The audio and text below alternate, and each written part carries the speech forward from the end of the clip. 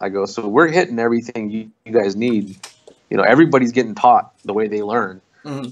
It's just a matter of what are you going to put into it now? Are you going to put in the work to read the packet to understand what you don't understand?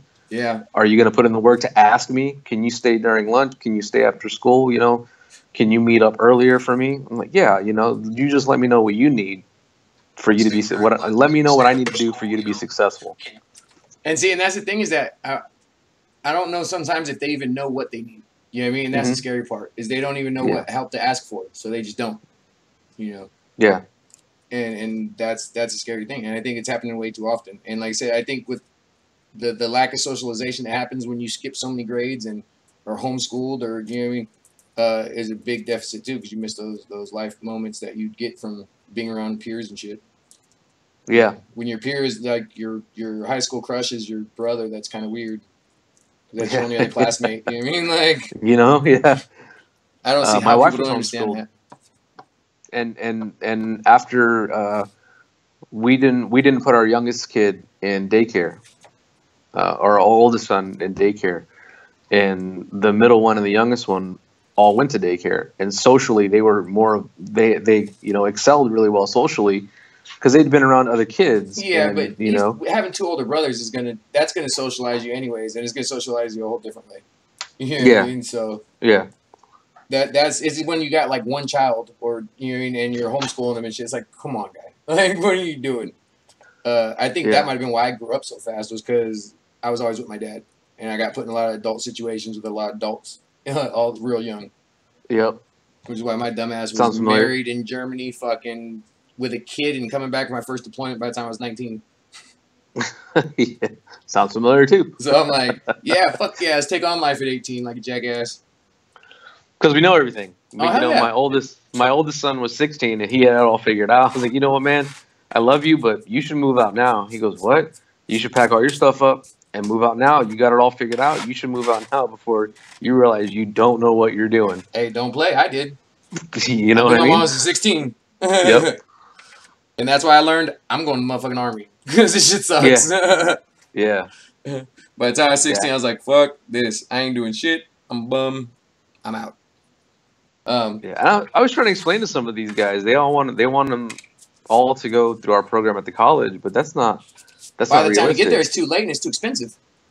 Or for me, I wouldn't have made it. I wouldn't be doing as well in college right now as I am. I wasn't ready out of high school. The Marine Corps. Yeah, I wasn't ready. Honestly, what it was for me was seeing the lieutenants fresh out of college and partying, making twice as me as a sergeant, just getting back from my second deployment, crusty and fucking broken, like fucking. Is Dino Dick still making more than me? I'm like, nah, there's something to that piece of paper. Like, what the fuck? Yep.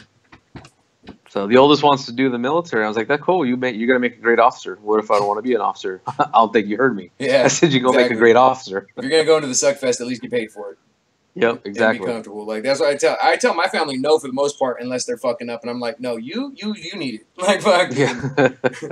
I've had one cousin so far that I've gotten enlisted right now that I'm like, she leaves soon, and it's a she. So yeah, I've seen her talking about it. Oh yeah, she's fucking. She's a wreck, man. I don't even know what to say about that kid. She was the first person I've ever told, no, you can't stay here. It's not good. Like, it's not healthy for you, because I know how I'm living, and I'm like, that's too much if you're trying to clean your act up. Like, fucking. Yep. Got strippers running in out here all the time. Marijuana everywhere. Yep. Don't want to do that marijuanas. That damn evil marijuana. All right, so I'm going to throw on, it'll come on, and have like 2 songs real quick. I might even cut the second one short, and then we'll just start going. And we'll just start going. We'll just start talking, whatever. We'll just go wherever it goes. You know what I mean? Cool, man. All right. But we'll definitely talk about the trade stuff, because that's one thing I thought, like, what the fuck? I was wondering where it went, because I know I wanted to take some automotive shit at my campus when I needed electives, and the only electives I had were like art and physical education. So I mean, like, my senior year, they were like, dude, you've taken way too many social classes. You need elective credits. So like my senior year looked like a adult fucking kindergarten class. Like, I had fucking like gym, yoga, basketball, like back to back to back. And then I had art the next on Tuesdays and Thursdays. I had like drawing and fucking, I don't know, sculpture or some shit fucking Tuesday, Thursday. That was my whole last semester. I'm like, you get your books? Yeah, I got my running shoes. Yeah. And pencils. Like, what the fuck? But dude, when I was a vice president, still when I was like I think my junior year, and that's when I got shot by the Hells Angels and shit. And I had to call my professor and shit. I'm like, hey, I'm missing about a week of class. And they're like, hey, what happened? What's wrong? I was like, I just got shot, but I'll be back next week. They're like, no, what? No, take all time, because this is a private Ivy League college. I mean, like, they don't get shit like that. So they're like, what the fuck? They got a kick out of me. I got escorted to class like twice. Oh man, when I started showing up to the high school, they had a few security people that work around the high school, you know, and then they have the cop that the truancy and shit. Yeah. I got hit up by all of them. Excuse me, are you lost? Are you looking for somebody? I'm like, no, I'm just going to class. Oh, who's in class? Well, my students, hopefully, but I teach here. Right? Oh, you're the diesel. Yeah, pull up on a Harley. That's gonna make a few people raise their eyebrow. Like, wait a minute. Hold on. No, I would pull up rocking colors. Yeah. I would pull in straight up rocking colors because that's what I did. If I'm on my bike, I'm in my colors. And the motorcycle parking was right in front of the campus building. Nice. So then they escorted me to class. They were like, yeah, you're going to school here? You're 33 years old, fucking rocking colors, Mr. VP, and you're going to this private school? I'm like, yeah. You don't have any books? Nope. Let's go to class then. Let's go. Teacher's like, what'd you do? Wrote in Mexican? I don't know. I'll get started. Right. They'll still be able to hear your mic when this music's playing, all right? All right, cool.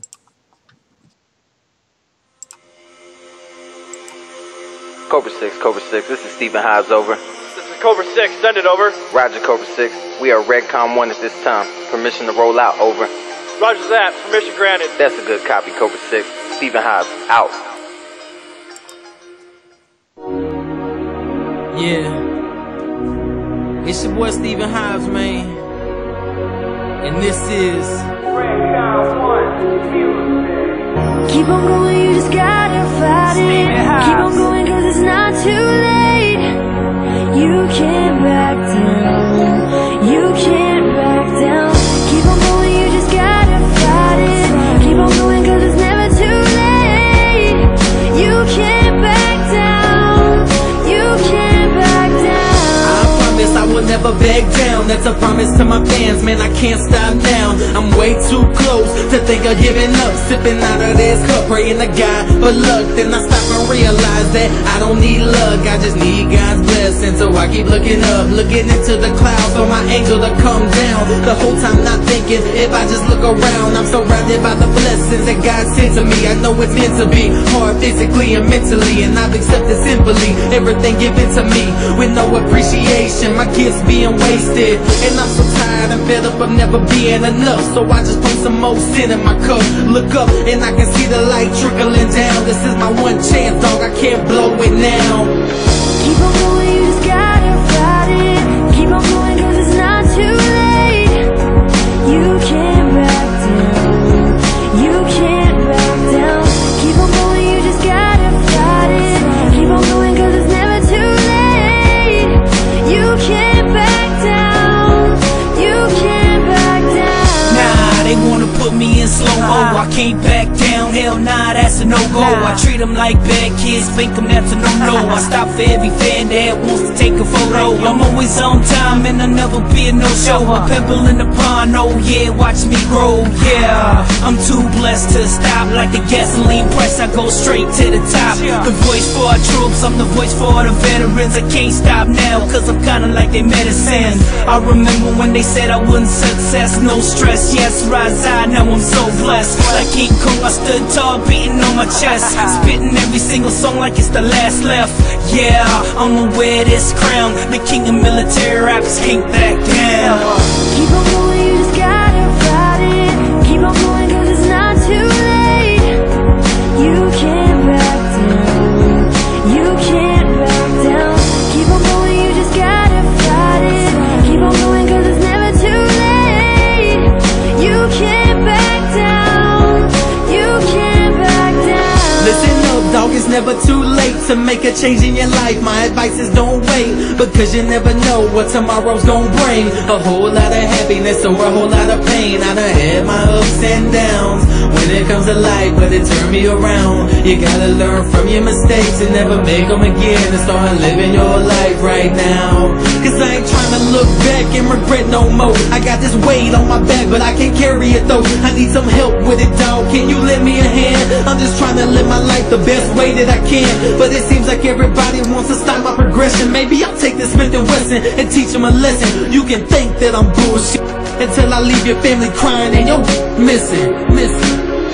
Keep on going, you just gotta fight it. Keep on going, cause it's not too late. You can't back down. You can't back down. Keep on going, you just gotta fight it. Keep on going, cause it's never too late. You can't back down. You can't back down. All right. Hey, what's up? You still there? Yeah, sir. All right. Hey, what's up, guys? It's me, Gonzo, and I got El Otro Gonzo, or the other Gonzo, over here with me. And hey, what was my first message to you when you hit me up? There can be only one. There's gonna be only one. I take that shit seriously. This ain't game. But no, seriously. Go ahead. Tell them a little about yourself, Gonzo. Number two. Hey, I'm Johnny Gonzo. Out of Woodland, retired Marine Corps, did 12 and a half years in the Marine Corps, medically retired in 2014, and recently started teaching as What'd an you do in the Corps? adjunct professor. I And started. don't give me that every month's a rifleman crap.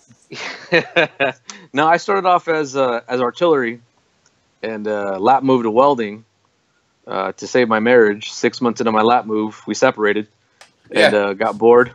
Ended up in MARSOC, got trained as a heavy equipment operator and mechanic, and as an enabler. And you know what, right? And it doesn't work. Like, I had a buddy that he served with me in the one of my first deployment, and then or first or second, can't remember. But he got kind of nutty from it. It was the second one. And when he got out, he met a chick, and he wanted, they were kind of struggling. He was like, I want to go back in. She said, all right, that's fine. I'll support it as long as you don't go back to what you did. As long as you weren't doing that again. Yeah. And he's like, all right, fine, done. So he went and did some mind-numbing, like, get stuff off a helicopter, put it on a helicopter type stuff. And he ended up being in a FOB in Afghanistan. They got overrun and had to, like, stay and fight it out with them and shit. And I'm like, you left the armor field to get out of that stuff and then get put in worse than we were ever in. And then he got put in a situation where his unit was told to evac, and he was like, what? I'm like, no, I'm not running. So he grabbed his rifle with like two other guys. They stayed to defend it with the infantry guys. And then they got written up for Article 15s and court-martials and stuff for disobeying lawful orders and blah, blah, blah, blah. And then also put in for Silver Stars for heroism. And then they just kind of washed each other out and nobody talked about it again. Yeah. But that's not what we're here to talk about, though. I want to talk about education because it's kind of important on how we learns. And I don't think we learns enough. What are you teaching now?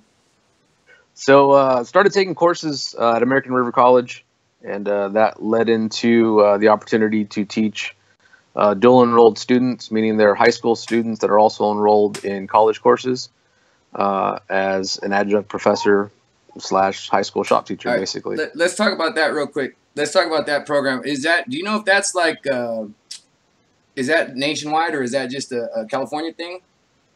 As far as I know, it's just in the Sacramento area, and it's because we have, for us specifically, we have a department chair department chairman that really wants to get, as much education out as he can to whoever's interested in getting it. And that's good. Because, and the thing is like, I know I met a girl in school that she was, like I said, 18, 19. That was, she was just so young, and she just got out of high school, but she was already like a junior by credits. But you could tell that she wasn't a junior by age, by demeanor, by study habits. And it's like, I think that 2 years might really affect her, if not right away, but you could see the signs of it. But I'm pretty sure down the road it's going to affect her a little bit. And I just don't know if you can make up for that socialization. You know what I mean? Oh yeah. What do you see? How long have you been doing it with that? Like, you just started, right? Just started about 2-3 months ago. Okay, so what have you noticed so far? The maturity thing comes into play a lot. We're expected to teach them as college students, and give them the information as like we would for college students, but at the same time, these kids are in school 7:30 in the morning, you know, and I'm their last class. So that, and a lot of them haven't had a chance to do lecture the way we do as college students yet. So taking notes, they're waiting for us to tell them what to write down, and trying to get them to learn how to paraphrase things and shorthand things, and then go back and review it again.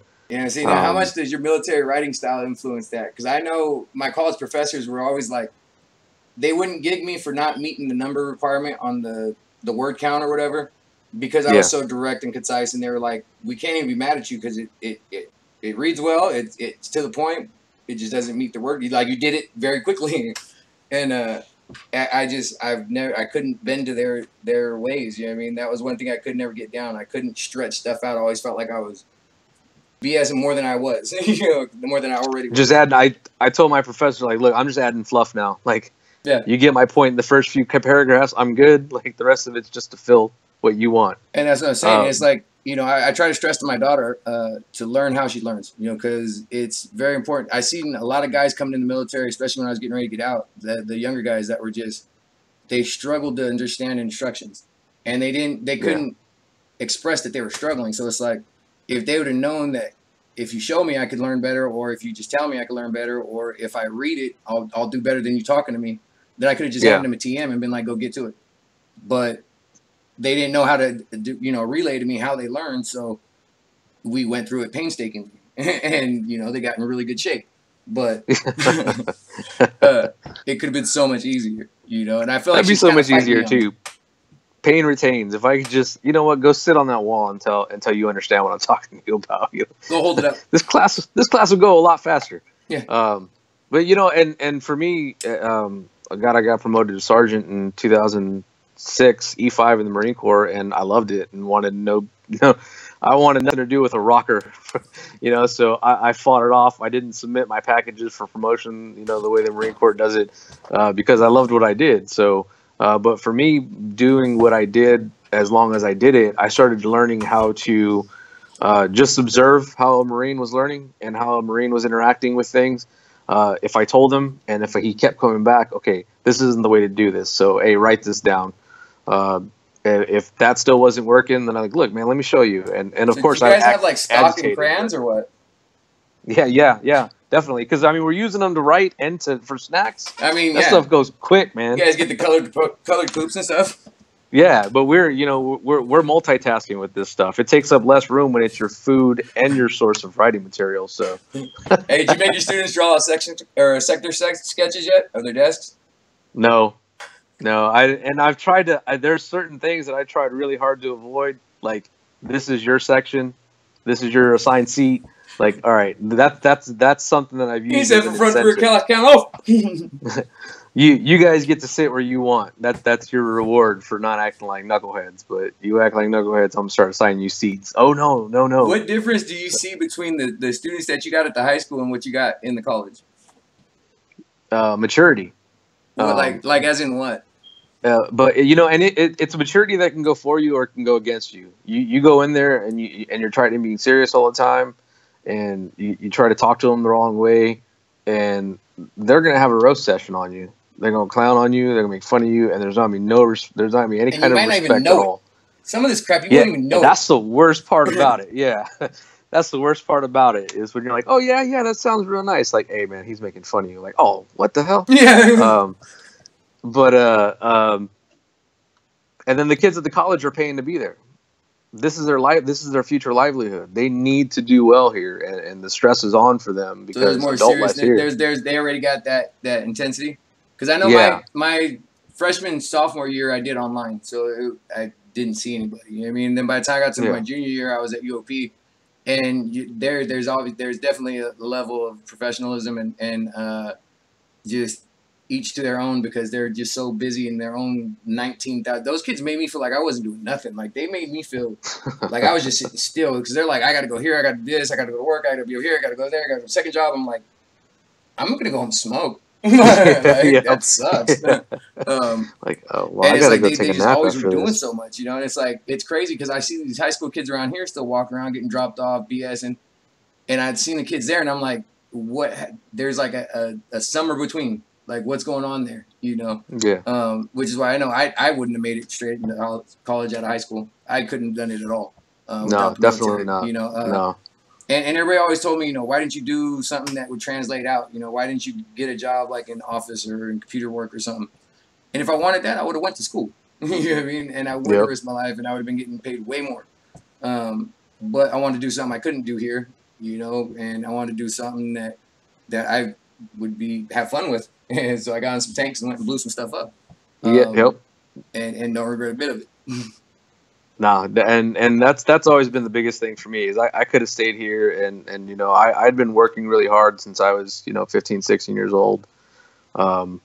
I mean, I'd have never had the opportunities to do some of the things I did. Not many people can say they've gone spy rigging and you know, fast roping and that kind of thing. And I've shot more ammo than I can ever think of. And I really appreciate it now that I haven't been able to shoot very much. You know what I mean? Everybody wants to go to the range, and I'm like, why? That's like a day at the work. And they're like, what? I'm like, you don't understand what it's like to get a pallet of ammo dropped off and told you can't leave until it's gone. Yeah. You're like throwing exactly. rounds away. Like, just get. Like, yeah. Oh, thank God, a cook-off. Just hold it straight. Yeah, just hold it over that way. Just let it go. It was See if you can link some more on there. Keep linking them together. Yeah. Burning barrels up. Just. Yep. But, you know, and with the maturity thing, I tend to try to use it for to my advantage. Their attention span is so small.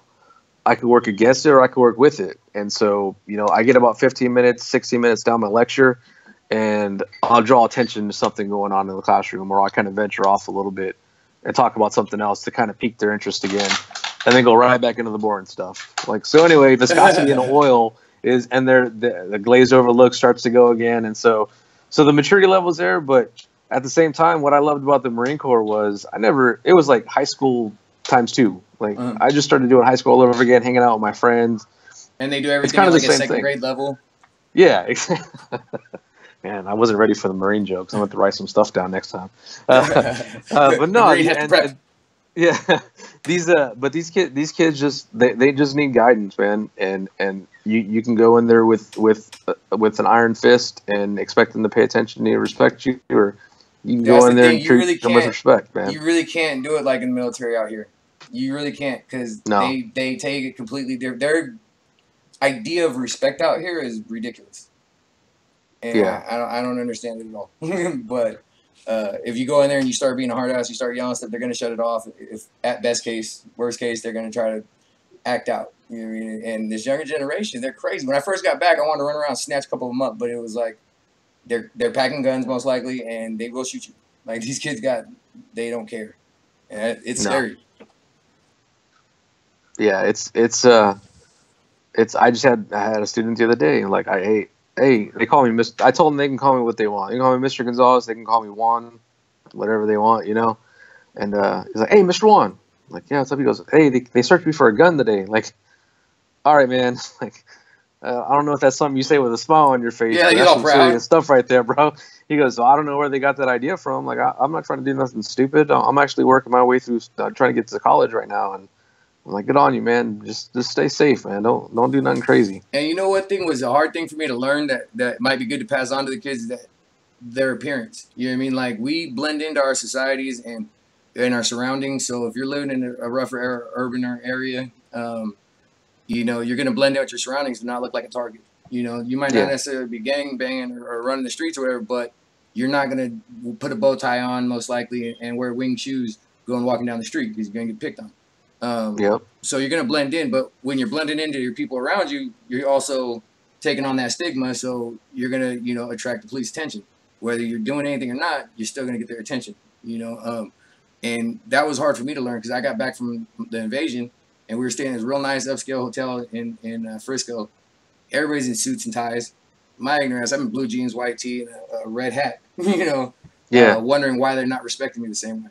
You know, and I'm like, my money's the same. I paid the same shit, you know, and I'm getting ignorant, but not understanding why I'm not getting the same respect. And it wasn't until I was in the, you know, the elevator and I see my reflection and I'm looking at these business dudes and I'm like, something's different. And then I just realized that I didn't change. I just realized, okay, don't expect this level of respect when you're looking like this, even though you know you're past both of them. You know what I mean? I'm like, they didn't know me. They didn't know what I did. And that was my problem. I'm like, You guys are looking at me like a street punk that I'm dressed like, but you don't know what I did. You know what I mean? Yeah, and that's like showing up to school my first couple of days, getting stopped by security. What do you need help with something? Are you lost? The office is on your side. Like, no, man, I teach here. Like, what are you talking about? I'm telling you, I used to park right in front of my university. There's our building for the associate department was where the motorcycle parking was, and I used to pull up there every day. And a couple times, security would pull up on it. And our security was Stockton Police. They have like 20 units assigned to UOP campus. So if you're in Stockton area, don't be doing stuff around UOP campus. You're going to cop. But they wrote up on me. Hey, where are you going? Class? And I didn't have any books or anything, so they're like, "Where's your books?" I'm 30-something years old, and they're like, "Come on, guy, you're going to class?" I'm like, hey, "Yeah." All right, let's go. And I had my colors on from a 1% club, so they're like, "Yeah, all right, let's go, guy." As they're trying to like search me, almost like trying to search me without searching me and stuff. Like, "Come on, let's go. We're just gonna go over here. Walk this way, sir." Some nice jeans, man. Yeah, where'd you get these? Yeah. And we go walking into class. My teacher's like, "What'd you do?" Wrote in Mexican? I don't know. That's him. They're like, "You know him?" She's like, "He's a student here." And they're like, "Really?" No, I just wrote on into the middle of campus for no reason. Like, yeah. They get it out of control sometimes. But even with those students, like even in these big universities, they wanted to sit there and just everything the teacher said, just scribble. They were so worried about getting every word down that they didn't hear anything they were saying. Yeah, and that's the other thing is these kids, as soon as they see these kids see a slide, it's like ingrained in them. Mm-hmm. I must write everything down all at once. Yeah, and it's like, not let me grasp it. And so I just put the projector on the whiteboard and I'll circle the important stuff. Like, you see how this is the important stuff that you really need in a college course. This is all you're going to get. You're going to get this lecture real quick. Your professor's going to go through these slides real quick, and you're on your own. How come you can't start teaching the high school level like you do in the college level? But we are teaching the high school level the way the college level goes. But for me, I'm more worried that these kids are getting the information rather than, let me just get these checks in the box real quick. Yep, I'm good here. I'm good here. I'm good here. With their attention spans and with the time allotted, that's kind of what you got to do, though. You know what I mean? Just get the bullet points out there, and that's what my teachers usually appreciated about me and my writing was because it was like I said, it was short to the point. They had to read a bunch of papers, and I used to go with if I made my paper a little more memorable, I usually would do better, and it worked. Because I was like, they're gonna read 26,000 papers on the same thing. I'm at least gonna make mine funny. I'm gonna crack a joke or two in there. There was times where I'd write a paper that had nothing to do with what we were doing, and I would put in there, my bad, I didn't read the chapter, but I did this, and I just write some shit. I'd still get full credit because they were like, it gave them something different. I thought I was gonna have my ass handed to me in philosophy. Like, all right, I'm a veteran. I'm the only tattooed dude here. Even my philosophy professor was like, why do you ride a black motorcycle and you wear a black jacket? Like, aren't you afraid of not being seen? Like, check out my helmet. And he goes, is this rubber? Like, yeah, it's a novelty helmet, man. I'm not too worried about it. I'm just trying to get from point A to point B. And he tripped out on me, and I thought I annoyed him. I was like, hey, I know that you and I kind of get off into some conversations sometimes. He goes, I don't think you understand how valuable life experience is in these types of classes. You're offering substance to the class that wouldn't be here if you hadn't showed up. I'm like, oh, all right. So keep being a jackass is what you're saying. Pretty much. Yeah, pretty much. That's what it came down to. So it's helped out. It's helping out with my public speaking. How have you seen? What's been your experience with like the teacher-parent relationship out there? Because I know when I would go with to see my daughter's teachers or whatever, or going for open house and stuff, there was a big change. I remember when I was younger and I was going to school, you were like so worried about what the teacher's going to say because your parents were going to beat you as soon as you got home. You already knew it. At least I did because I was a little bit back. But it seemed like nowadays everybody was more mad at the teacher. It was the teacher's fault, and the kids in the back on the cell phone playing video games while the teachers are getting yelled at by the parents about why their kid isn't learning. Yeah, and I was the same way, to be honest. When I first took on my kids full time as a single parent, I kind of ran into the same issue with my oldest son, who was 12 at the time, and one of his teachers. And I was like, oh well, he's going through a lot right now, and his mom's and she cut me dead off in the middle of the conversation. You need to stop making excuses for him and let him take responsibility. I'm like, oh, That's a good point. You know what I mean? So Because they do. I give It's ridiculous. It's never the kid's fault, and it makes me sick. It's ridiculous. It's like that one. There's a lady recently that her son just tried to rob a coffee shop or something. Did you see that? Nuh-uh. He had a knife and a gun. He pulls the knife out, and the chick didn't take him seriously, and so he pulled the gun out. So now he's sitting there like this, you know. And this old dude just comes up with a chair and just starts beating him, and he just continues to beat him, you know. And now they're trying to sue him for excessive force or whatever because once the dude was down, he continued to beat him. But mind you, this dude's like 60-something years old, and the dude's in his 20s, smacked out, you know. And they're gonna try to sue him. Yeah. You know. Yeah. I don't get it. You know. I don't understand it either, and I think that's what it is. Like a lot of these kids will try to say, "Well, I didn't know." Well, I told you last week. I told you again on Wednesday. I told you again on Friday, and I told you again on Monday. You know what law enforcement tells you? You know what law enforcement tells you when you say that? I don't know. Ignorance isn't an option. Ignorance isn't a plea. You know, I mean, you can't. It is just because you didn't know doesn't make it right. Like, yeah. And that's the thing is they get away with, oh, you didn't know? Okay, well, we'll just know. If you didn't, it's your job to know. You're a student. That's what you're supposed to do. Like, that's your responsibility. Yeah. And not enough people do that. Not enough people hold them accountable for their actions. It's always excused to somebody else's or, you know, it's too many people are afraid to start problems with these kids or get them upset to fix things. You know what I mean?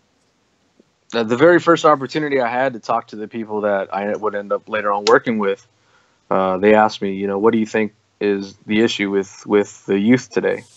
I said that they're not accountable for anything. They're not expected to learn the same way, you know, or they're not expected to find a way. And that's something that I think our veteran community can give back to the civilian world. Teaching kids to be held accountable. You forgot your homework? That's cool. I told you when it was due, you know, so you're going to start taking a hit on it. And that's true because I coached my daughter's soccer team for a season, and we didn't win a game. We lost every game. We had no clue what we were doing. I was going off my, like, 2 years of soccer experience when I was, like, 7 and 8. So that went well. They did a lot of running. FIFA, they did a lot of team running because I would, you know, one would mess up, they all messed up, so they'd all be running, and they hated me. And then I would go chase them down because they weren't running fast enough and run with them, and then they'd have to run until I was tired.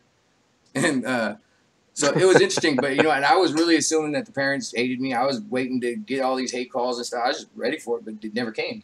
And after the season was over, they still came to me for stuff. I still get calls from occasionally for help with the kids and stuff, which it made me feel good. It made me feel like at least I did something because I, you know, made an impression on their life somehow because they were still hitting me up afterwards. And a lot of them said that the kids told me themselves that they didn't get, you know, like discipline like that. They're like, we know we can't mess up here. They're like, at home we can do what we want. You know, they're not gonna do anything. They're like, we mess up here, it sucks. Like, gets uncomfortable. And that's just the way it's always been. Like, and it's not enough. People are too afraid of these kids these days. Man, these kids got too much power. Yeah, definitely. If you look at the wrong one the wrong way, you know, and it's scary, man. It's like scary raising to pit bulls, think. man. You got to know that they're gonna get bigger. So you got to raise them with respect. You know what I mean? And they're not doing that. You know what I mean? Nobody's doing that. Everybody's always trips out on the fact I got 3 pit bulls, and you know they're real vicious animals. Oh yeah. So, but they listen really well, and it's because I've made them respect from a young age, and they, you know, because I knew they were going to get bigger and they were going to get uncontrollable, and there'd be no way to have all 3 of them and be able to tame them, you know, if they got riled up, you know. And right as it is right now, if one goes off, I can yell, and they'll all be in this room in a second, you know, because they already know. But then again, I bit my dogs. I've like, you know, I fight with them. Like, I get in there. There you are. All right. Lost you for a minute. All right, let's see. There's a question from our boy Ernie. It says, do you think veterans can teach children with disabilities like ADHD and autism? Absolutely. As long as you take into account that, you know, there is something there. Like, you know, when PTSD first started becoming kind of bigger, nobody believed it was a thing. You just didn't feel like deploying anymore. You just, if you don't want to do this anymore, just leave. Like, no, I still want to do it. You know what I mean? I don't know what's going on. I don't know why this is changing. As long as you keep that in mind, but we're gonna think outside the box. We're gonna do what we have to do. If we look at it, I mean, a lot of veterans still have that mentality. No matter what kind of soldier, no matter what kind of Marine you were, mission accomplishment. No, and What do I need to do to accomplish this mission? You know what I mean? And that's why I just tell me what information needs to go in this kid's head, and I'll get it in that kid's head. You I know? would say I think it'd be useful on a case by case paired basis, but I don't think it'd be a good resource. Is like I don't think I could work with them very well because I have zero patience, and that's something that would take some patience. But I think paired with the right kid with the right adult, I think they would find a way to translate to them. Like you said, they'll find a way to make them learn it. Not, just this is what it is, figure it out, like they do in school. Because that's not going to work. That's not going to fly. But there's also a lot of specialized training that comes with teaching, students with autism, stuff like that, to where I don't know if they would, lack the social skills or just the brain cells to do it all. But I think it would be beneficial as far as like even just like a tutor for them, just to work with them on whatever they're getting, just to help them translate to them however they're learning. Because that's the thing with autism. It's not that they're any less intelligent. It's just one part of their brain is overactive and it is stronger, causing the other part to be overshadowed. So it's like they're going to be really good at something. You just got to figure out what that is. And once you figure out what that is, that's where you get your Beethoven stuff, your geniuses into something, because their mind's just so advanced in that area. And it's important to remember that kind of thing with and that's why I love doing the career technical education type teaching. Is I get to hit all different kinds. I get to do lecture, I get to give them something to read so they can learn at their own pace, and then at the same time we're doing hands-on. So I'm able to hit everything and kind of see how these guys are learning and who has their strong suits, who has are weaker in this area, and I'll harp on their weakness a little bit more than their strength, because they need to know that they're still capable. I don't think they have enough. They don't take responsibility, but at the same time, I don't think they get encouraged enough when they're doing the right thing or when they're actually working hard. Sorry. You run AARs in your class? No, what's that? After action reviews? I don't know what you guys call them in the Marine Corps. No, we don't. Galas? No, we're not. No, unfortunately, we don't. I got reviewed today, but I won't get the results of them for a while. No, you should run little AARs in your class. You know what I mean? Like at the end of the week or something, give me two improves, 2 sustains. You know what I mean? Yeah. What can we do better as a class? What can we not? You know what I mean? Like what can we work on or whatever. Well, it blew my mind that I do question of the day every day, and at first it was to kind of break the ice. I got to the point where I went in there first day and we had that command presence, and I had a kid raise his hand and ask me if it was right if he took notes. Like, okay, I went a little bit too far, need to draw back a little bit, and so I do question of the day, kind of break up the monotony, get them thinking a little bit. And one day I asked them what their strengths were, or what their weaknesses were. All of them had a really good, real deep answer for what they thought their weakness was. When I asked them what their strengths were, I only had 3 out of 20 students answer. And I pointed it out to them. I said, "You guys realize that you guys have more to say about your weaknesses than your strengths? Like that's something that we need to work on, something we need to change." Yeah. So they've eaten up some of the deeper questions a lot more in depth than I thought they would. So it's kind of fun. It's a trip. Like I know I wouldn't be cool in this generation. Like I would not be cool in this generation at all. I've come to that realization. And I'm okay with that. But it is. There's a very negative outlook on a lot of stuff. It's let's focus on what's being lost and taken, and what can we complain about. Like there's all this protest and everything. One thing that's always amazed me is people protesting like the military or the war.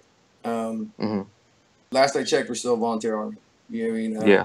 Back when the draft was going, I could see how people were getting upset because people were being forced to go, but everybody over there wants to be there. And even if they went on a go to jail contract, they still wanted to be there over jail. So they still chose it. Yeah.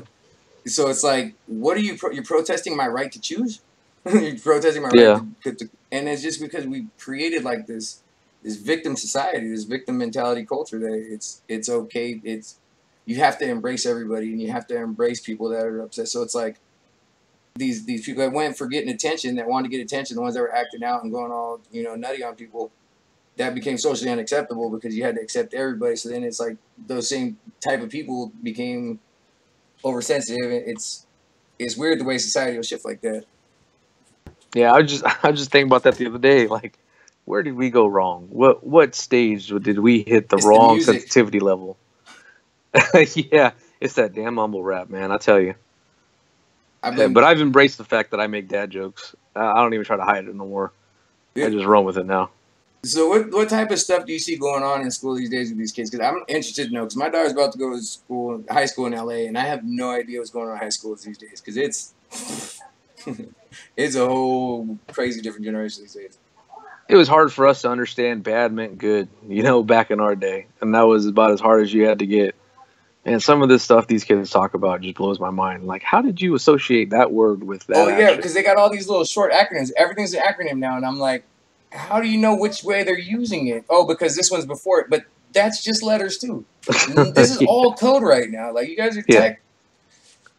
I don't get it. But you can't understand a double negative, really? Hey, when I was in the brig, I was in there with this dude. He was like, "Man, why can't I remember lyrics to songs from like 1982 and so like full bars and stuff?" He goes, "I can't remember how to do 9 times 9." I was like, "Oh yeah." Like, and he was really pondering that for a while. Like, why am I that stupid or something? Like, he's like, yeah. It messed up. Just they're just to me they're just lacking guidance. To me, the biggest trend with a lot of these kids and a lot of the things going on in all of the schools. I mean, my kids go to school in a different area than I teach at. It just seems like they're lacking guidance. We had and then at the same time that we were just talking about, the students don't have to take responsibility for anything. We had to call the cops on a 5th grader for file sexual harassment charges because he was sexually harassing my daughter, who's 11, in elementary school. And the principal was so stoked that it happened because now the kid can go get the help he needs. Like, no, you guys need to go talk to the parents. Like, what are we doing with the parents? Are we teaching the parents how to parent? Are we teaching the parents how to deal with this?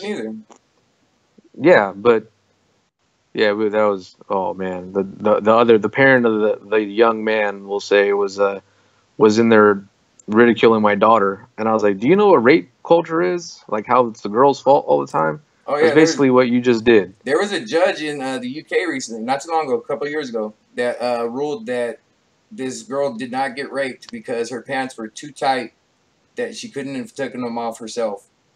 Therefore, that the guy couldn't have took it off without her help. Therefore, she consented, and it wasn't rape.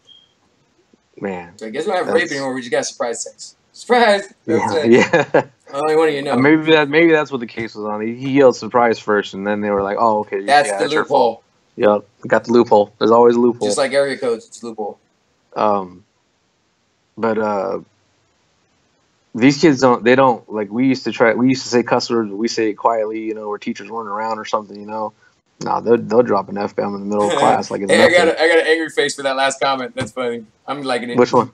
Because I said area codes don't count. Yeah. Good times. I was gonna say I had to take that somewhere. I was taking that somewhere, but I can't remember where I was going with it. Hey, man.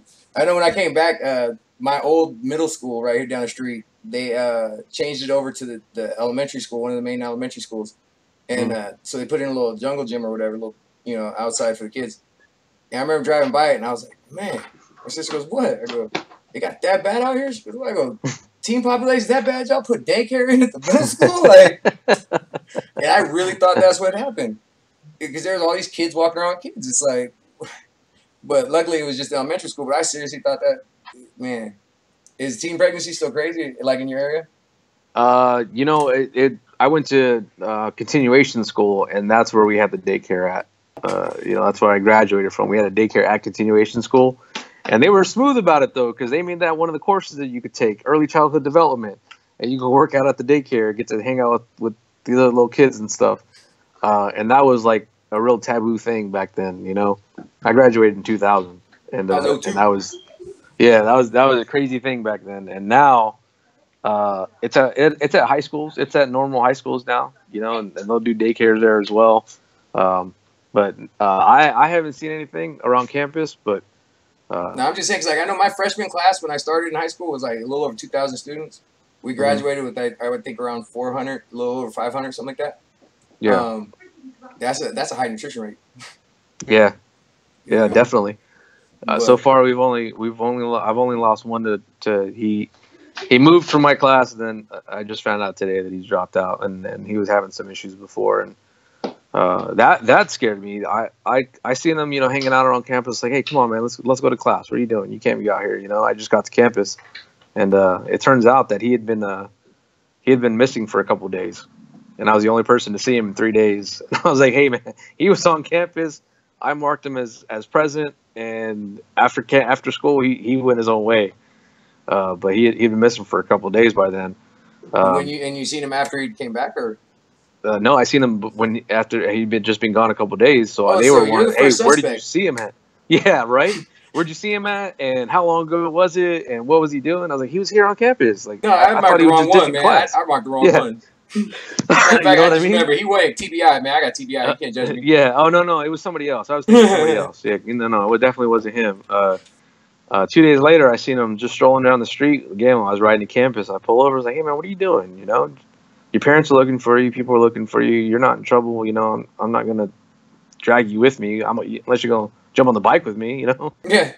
Just get a hold of your parents, man. Let them know, you're trying to get a hold of them. So he was going to school? He just wasn't going home? No, he just showed up for that one class just that one area that day, but he wasn't going to class. And that's the thing too, is that a class like that, like workshop or something, where it's a little odd, it's different. It's a break in the traditional day for them. It gives them a different space. You know what I mean? And it could provide somebody like that a spot where they do feel safe to come back to. You know what I mean? And I think that's why a lot of these schools need more of it. Because I know at my college they didn't have any type of automotive. They didn't have any type of trade skills. It was a dental school by classification or whatever. So it was geared more towards that anyways. So I guess maybe they thought like teeth cleaning 101 was like a auto shop. I don't know. Yeah. Yeah. But yeah, it didn't work out well, and it sucked. And a lot of times over there, what they would do is if you proposed a class like, hey, how come you guys don't have this? They go, well, you want to do it? And they would let you. They would give you the opportunity. And there were some student teachers there, but it was far, most people wouldn't take on the task there because they want a lot from you. But I think we need to see more of it because there's not enough people.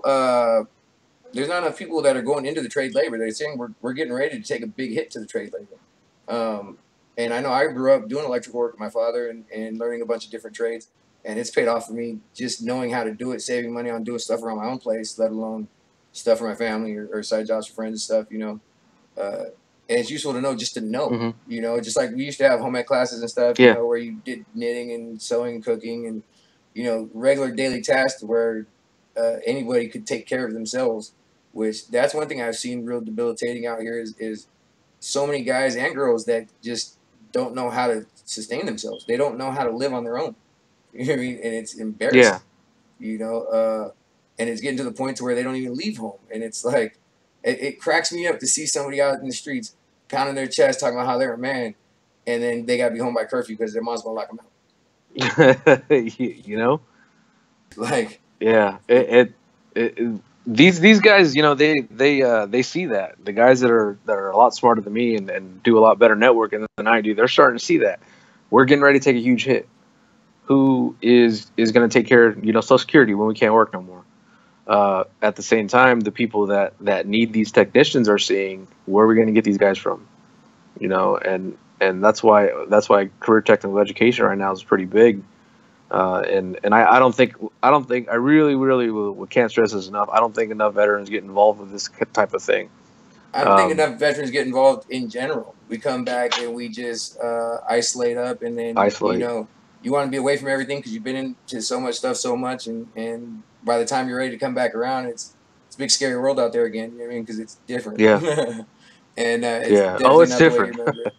And I'll tell you right now, you can't fix stupid. And in the military, you're ingrained in you that you need to fix stupid, or they're going to come and they're going to fix you. Yeah. And when you walk out, you're about to have a conniption because everybody, it's just ignorance around you, and you just want to just and you can't. I tried. Yeah. Yeah, it's something that I think we can offer a lot to, but it's something that we're really, the experience that we have in these type of trades. I mean, we knew those guys in the military that can fix anything, with it's not even having the right tools, no TM, no nothing. Just this is how it works. Yep. You know, and you're absolutely right. You don't have to go work on commercial vehicles to benefit from it. You you know how these different systems work. You know how they operate together. You know you can go and do this somewhere else, but if you're doing this for 2 years, you're halfway done with your certificate program. You do another, semester in college. You got a job waiting for you. These guys are waiting to hire you right now. And they make good money. They get good hours. And that's what I understand. That's what I always grew up wanting to do, was because I seen my dad do it, and I was like, it's easy. You work hard, you get paid good, and you can live well. You know what I mean? Like, but so many people want these jobs. And one thing I fear that I feel like I see happening is a lot of these kids are growing up chasing ambitions of this quick, easy money through this tech stuff in a saturated market that was on a bubble that already busted. So the .com industries and all that tech stuff that everybody's so excited to learn is irrelevant. Like, you have to really stand out in that field now, or really have an innovative, different type of idea to really go anywhere with it or make any money with it these days, to where a lot of people are going to get these degrees that mean nothing. It's really, the certificate, all it is just saying that you paid for 4 years worth of sitting through stuff. It's what you do with it and how you learn, or what you get out of it, that you're going to do something with. And it's like the trades is always going to be there. They build houses, but they go down all the time, and they got to get redone, and stuff always needs work on. So it's like stuff needs to be maintained. That will always be there. It'll be consistent work. It might not be great work. It might not be glorious work. It might not be, it can be rewarding, I'll tell you that much, but it's, not glamorous or whatever. But it's consistent. And I just see too many people that are going towards these degrees that are just in fields that they're not hired. Overstrength, if you will, Yeah. And then the trades aren't, overstrength, and they're not saturated. But at the same, the people that are there now aren't into the computer machines and the interwebs, and they don't really know how that stuff works. Yeah, they don't know how to transfer it over. So that would be a good time to get in there, because all these commercial vehicles are heading that way. Yep. And there's no stopping it. Use them are. A lot of diagnostics are going into little laptops and cell phone type stuff, and it's getting bad. To be able to just punch in some numbers in a computer and figure out what's going on with your system, now you got to do is go keep getting through there. I got my 95 Yukon out there I've been working on, and I replaced the manifold. And I've been fighting through gas lines and everything else, tightening everything up, because I keep tightening this down and then forgetting to tighten the thing below it down. So now I got a leak down here, and then I tighten this one, and then the leak's up here. Yeah. So that's been fun, but there's no computer system to worry about. There's no, it's simple. It's like my tank, and then my Jeep, I got a 2014 Jeep. The tire light comes on that thing. I got to take it into the shop because it's all computer. Yep. It seems like there's nothing mechanical on the thing. Can't even change your oil without going to get the computer reset so it doesn't ping you every time you start it. Gonzo, you might not be able to change your oil, all right? This guy's okay. Well, do you know how to reset your computer after you do it so it doesn't tell you to change your oil? Yup. You go up, right, left, right. Pretty much, yeah. Yeah, exactly. No, it is something like that. It's like you got to turn the key on, pump the brake or something like that, and then turn the key off and turn it on off, and then hit the blinker or some shit. Yep. It was like something weird like that. It's a secret code. It is. It's in the book or whatever, but you got to look under like window wipers. Yeah, and it's never easy, but it's not like before. My '68 Caprice, the first car I had growing up, that thing didn't even have a computer, and it still was on points. It went up just the thing going tick tick tick tick tick tick. Yep. And so now you got to do all that stuff. That's why my son needed his first car, and we got him a used Mustang, a '99. We get to wrench on it together. I get to teach him about it, and he gets to learn how to maintain a vehicle. Exactly. See, I'm hands-on. I learned by doing, so I found that going to pick and pull for me to get my parts is better, because I can go break shit out there, and then when I get to my site, I'll be like, okay, don't touch this line. It's going to break. You know what I mean? Yeah. Or this actually unthreads this way. I was wrong. Make sure I don't mess it up on mine. And that saved me a lot of money. Yep. Yeah, but he's taking a course with me on a Saturday. I was losing him, and he took off. He stole my Jeep in the middle of the night. Took off with his friend. He was getting he was running around with his friends, come home smelling like weed and everything else. Like, dude, these cops got no mercy with you, man. Marijuana? Yeah. You know what I mean? Doing the marijuana? I hope not. You know what happens when you just do one of those marijuanas? You can't just do one. You gotta smoke 2 joints before you smoke 2 more. Apparently. And his argument was, at least I'm not drinking. Like, okay, fair enough, but you know, they can still nail you if they want. So I was losing Make him explain to you why it's better though, because he's on the right path, but he needs to explain to you why. You know, and that's one thing. I'm starting to hear more people say that they want CBDs because you know they're starting to understand that that's where the medicine's coming from. But they still aren't quite saying why yet. You know, they're not quite getting it all out there yet. But it's good. It's getting there. The information's getting out there. You know, getting the conversation started. Yeah, and that's what I mean. That's always the thing. You tell me why. No. Why should I let you do this? Why should I let you do that? You know. And the thing is I told the wife. Oh, go ahead. Well, I told the wife, you know, maybe we just need to bro time. Maybe we should just go hang out together. So we started taking a Saturday class together, and that's kind of helped propel him into man. Maybe I need to graduate. Botany with Gonzo, bro. You could have came over here, man. You know what I mean? Botany with Gonzo. But it'll be about that. But you know, and that's one thing I teach my daughters. You know, is that we have cannabis receptors in us already. We have THC receptors within us, so our body can take it and produce it. Like we have certain levels in us of THC already. That's why when you go to take a piss test, you have to score above so high because for it to register. Otherwise, it won't register. That's why you can take a hit here and there and you won't pop hot because it's not high enough to register because your body's already producing it. And it's one of those things that it won't burn out. It won't.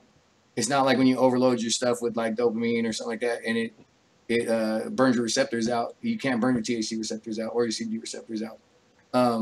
And the way it works is that the CBDs, they enter your body and they cause homeostasis in your body. It causes your body to say, what am I short? What am I lacking? Or what am I overproducing? It's causing, you know, something to work wrong.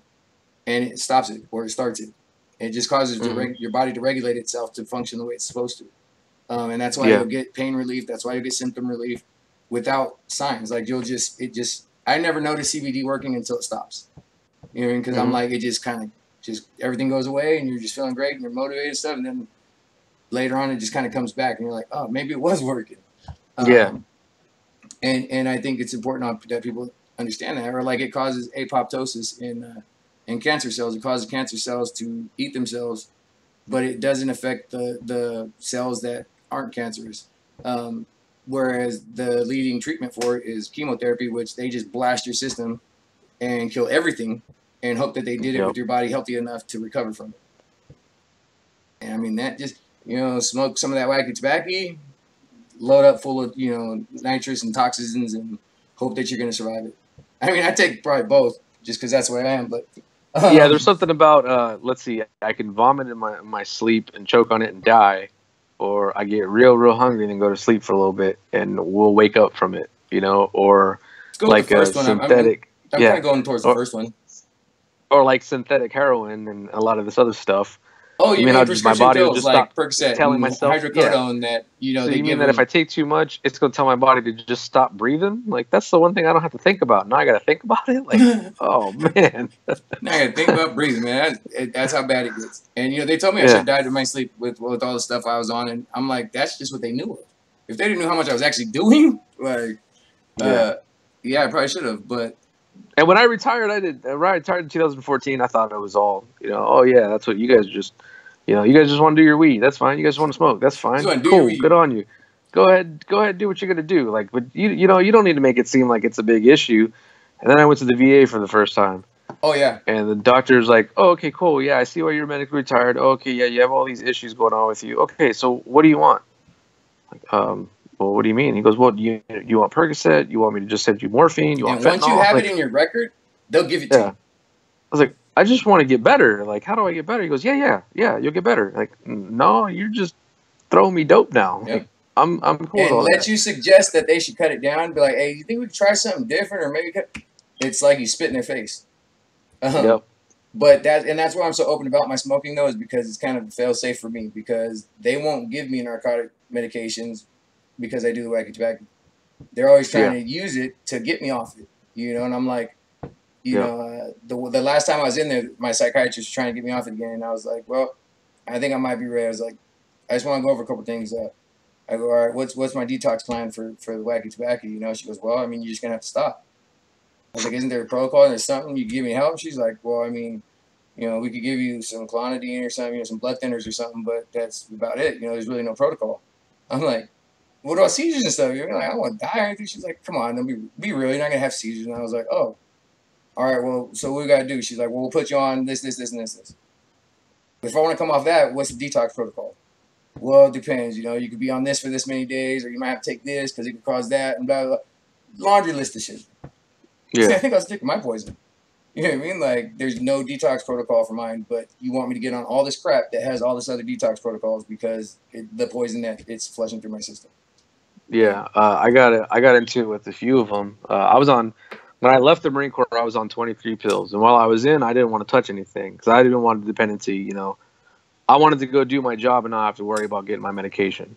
Yeah, So when I finally went to 2006 rehab for like the third time and was serious about it, I refused to take anything. I was like, no, I'm not, because they want me on Suboxone or methadone, which is another pill that you take that blocks opiates for the rest of your life. So you're going to take that one for the rest of your life. I was like, why would I take a pill and not get high for the rest of my life when I could just take one and get high? If that's You know what I what I choose mean? to do, you know? Yeah. I was like, so I'm just not going to do it. And I had stayed away from Tylenol because it was triggering. If I took just a chewable tablet or something, you know, I would want to go use. You know what I mean? So I had to stay away from all that stuff for a long time. You know, and I don't know. That's something that comes with education too, because I didn't know that they were giving me heroin in a pill. You know what I mean? Yeah. I didn't. Why would they know do that? where I it was came still from and in. everything. Why would they give me anything that's going to harm my body? I'm still in. They still need me. You know what I mean? And it's a But when doctor. I was on 23 of these things, and the only people I was talking to were either the Naval Hospital or the VA. And finally, I was like, you know what? I'm retired. I'm going to go use my TRICARE. And my doctor goes, you know, we need to get some blood work done. He calls me that day. He goes, your liver and your kidneys are showing signs of distress. I was like, well, what does that mean? You know, he goes, you're dying. Like your liver and kidneys are going to shut down, and there's nothing I can do about it at that point because you're probably not going to make it. Well, what do I do? He goes, you need to get off this stuff. So went to the VA, and you know, what do I need to do to get off this stuff? Well, why do you want to get off of it? Because I'm going to go start smoking. Oh no, you can't do that. You can't do that.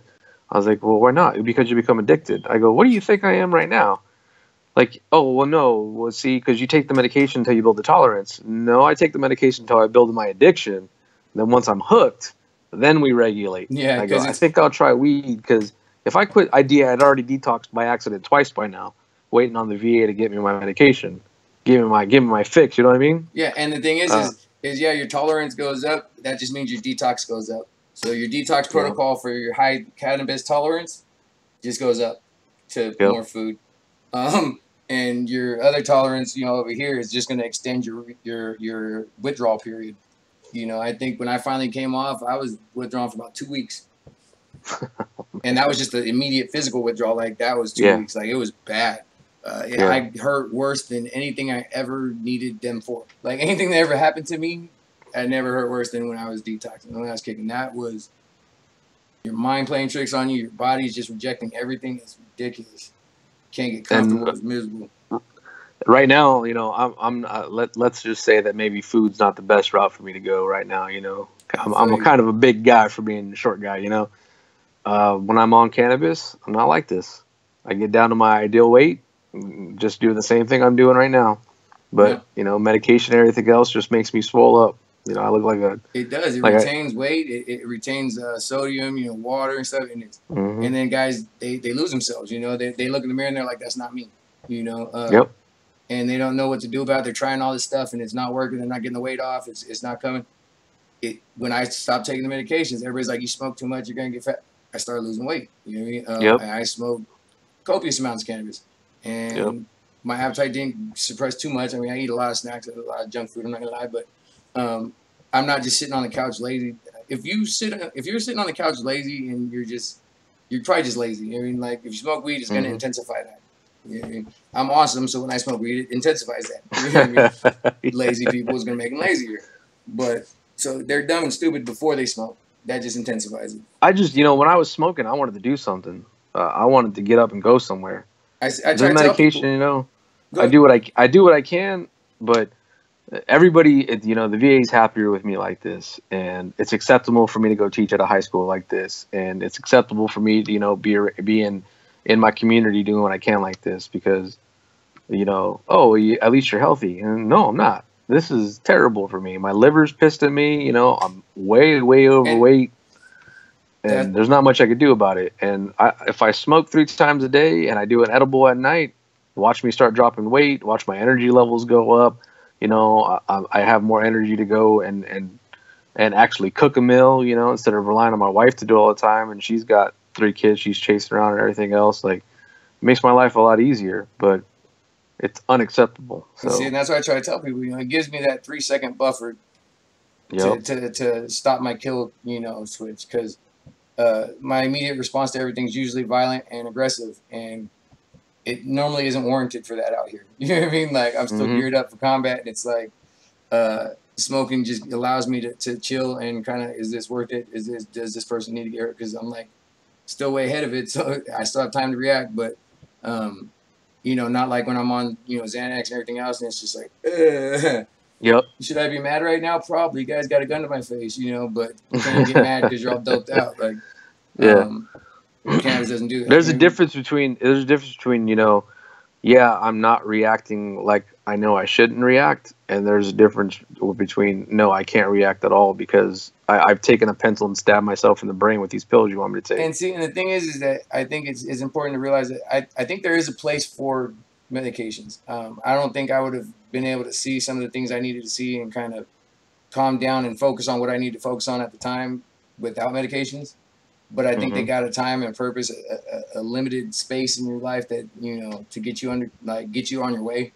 But then you need to start weaning off and finding alternate ways to cope, to deal. Because if you're not, you're going to get stuck in that. You're going to keep chemical dependency, and you're going to keep, using. And if you can find healthier ways, you start just not wanting to anymore. When I started smoking more, I started doing other things, and I started just losing the taste for alcohol. I don't even drink no more, whereas a year ago, that would have been, somebody would have laughed at you if they told you I didn't drink, and it's like, it just kind of went away, you know what I mean? And it's part of it came with maturity, because I still got people, hey, you don't drink? I laugh. Now I just tell them, hey, I'll drink a beer, you come have a blunt with me. And then they kind of shy away and they leave me alone, because they don't smoke. Yeah. But, I'm not. Yeah, no, I don't drink, Oh, sorry, go ahead. No, go ahead. I don't drink, and a lot of it was because I don't like myself when I drink. The last time I drank, I made a lot of stupid decisions. But I was active duty, so it's all right. Yeah, exactly. And I mean, I tried that a couple times because I wasn't sure if the last time it was bad ideas, so I went again and I did it again, and I tried again, and I tried another time. They were all bad ideas. Yeah. They were all pretty much bad ideas. Yeah. But and you're right. I didn't like me when I drank either, and that was a big reason why I quit. I was like, I'm not even having fun anymore. Somebody's usually getting punched out. You know what I mean? I'm like, and that was consistent daily. I wasn't having hangovers. That scared me because I was like, I couldn't remember the last time I had a hangover. I was like, oh yeah, if I have to stop drinking to have that. And it started working me. You know what I mean? And that's when I started slowing down. I realized people didn't want to go drink with me no more. I wasn't fun drunk no more. And that's why I was like, what am I doing? I'm like risking the DUI. I'm spending all this money on this stuff. I don't even like the taste. I never drank for the taste. I always drank for the effect. I drank to try to forget, and it just made me remember more. So that didn't work. And yeah, it was just all, I was like, what am I doing? And I started researching into it, and the inebriation you feel from drinking is your body saying it can't process the alcohol. It's saying, I can't take it. When you drink so much that you throw up, your body's actually finally physically rejecting it. And everybody's like, hey, rage on. You know what I mean? And you're poisoning yourself. Yeah, you're seriously poisoning yourself.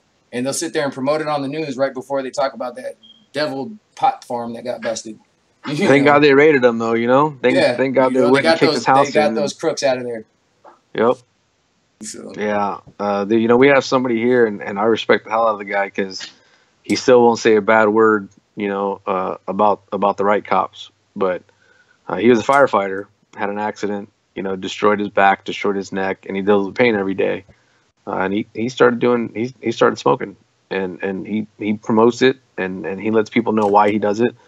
But yeah, he also does a ton for the community, more than a lot of people that are don't do anything Well, that's taboo or anything. that was just like But a it's cool migrant. for us to open 15 more, bars, and oh, it's a family restaurant, so it's cool, and there's video games there, so it's all right, but it's another bar. Like, but we can't do a dispensary here in town. We can't do a smoking lounge here in town. We'll get laughed out of there. And How many I times as a disagree kid you with it. get told to go get a beer? Oh man, How many you times you know, make drinks for your parents and stuff? You imagine I, having a I kid learned roll how a to blunt for you? I learned how to pour beer before I knew how to do anything else around the house. But God forbid you ask your kid to roll a blunt or to go get your sack for you. You know what I mean? Like, Yeah. people lose their mind. You go out in the garden and pick a flower for me is what you're telling them, and Yep. people lose their mind. But they'll be like, turn around and tell the kid, hey, go make me another screwdriver. Yep. What? It's just pouring vodka and orange juice. Like, What's the big deal? yeah, you're What, telling your what kid if to you go what if you poison you still when I'm telling what my if kid your to go what out if and your mix. son doesn't roll it all, and he keeps some for himself, and he starts smoking, and he starts smoking in his room? Like, well, what if your kid takes a swig of that vodka? Yeah, I'm like, I would be more offended that they were hiding in the room and not sharing than, than getting in my stash when it came to that. But alcohol, yeah, I would be upset. And the choices I've made with me is just, they're better. They're more sane. They're more coherent. They're not, with alcohol, I was very, should we say, opportunistic. And Yeah. any little thing would set me in. Like, I ended up in Mexico one time because one of my buddies said he'd never been. And he was from New York. That's So we left Fort Irwin and we grabbed the case, and about 8 hours later, we were in Mexico. About man. 12 hours later, they were bailing me out. So, and no But for cannabis me, was involved. if it wouldn't have been for cannabis, I wouldn't have that buffer right now, and I wouldn't know that I how to think about being patient, and how to deal with children, and how to deal with kids, and how to go about it the right way. And the biggest thing for me was when I started smoking. I grew up in a drug addict family. Both my both my biological parents and both my step parents were heroin addicts, and it started because my father was a Marine. Beat the hell out of my mom one night. My mom shot him. Took two ribs. Took his left-sided ribs out and everything else. And the medication wasn't strong enough for him anymore. That's why I've always shied away from it. So the medication wasn't strong enough for him more. He started jabbing that vein for that. You know what I mean? And ultimately, he committed suicide because of it. That's what's kept me away from suicide all these years. Is it leaves you more questions. I'm a survivor of a veteran suicide. I'm telling you right now, it leaves questions. That's it. Why leaving your was I not problems good on enough? everybody else. Was it me? Could I have done something different? Should I have done something different? And people can tell you one way or another. One thing or another. The only one that was cool about it was my uncle. He's like, dude, your dad was an asshole. That's the best way to put it. Like, your dad was an asshole. He was always an asshole. He was going to be an asshole. I'm Like, a firm all right, believer cool. that when somebody dies, that doesn't make them a saint. Yeah. I'm good. I will preach truth at everybody's funeral. I promise. Like, Yeah. that will happen. And if somebody owes me some money, I'm gonna get its family. No, it's But we taught me that I want to be the parent that I didn't have when I was around, and I want to be the parent that I needed. And just smoking just brought these thoughts out. Like, well, how can I do that? What do I need to do different? What should I be doing different? And that's what kind of finally gave me the buffer, because I was doing it before. Because once I got my kids full time, what's the point of fighting with my ex if I was gonna just ignore him and treat him like trash? That stops a lot of people too. It's custody and child custody and stuff. And I'll tell you what, firsthand in court, they don't care. They don't care no more. No. They prefer it. The laws just haven't caught up yet. But even law enforcement do not care, because they'll tell you straight up they have next to zero violent cannabis calls, and almost every alcohol call is violent. So they were like, we will respond to, anything that revolves cannabis quicker than alcohol, just because it's an easier call. Like, And but I mean, cannabis would make this job worlds easier. But I'll tell you one thing, they're starting right to stand up like a new ATF for cannabis. It's a new cannabis task force, basically, that's going to be set up to handle the way stuff's distributed, the way stuff's grown, where it's grown, how it's grown, like who can grow, like what's legal use, what's not, what's rec use, what's levels and stuff, like to dictate every aspect of it, which is kind of scary to me, because that's starting a whole new task force, basically. Yeah.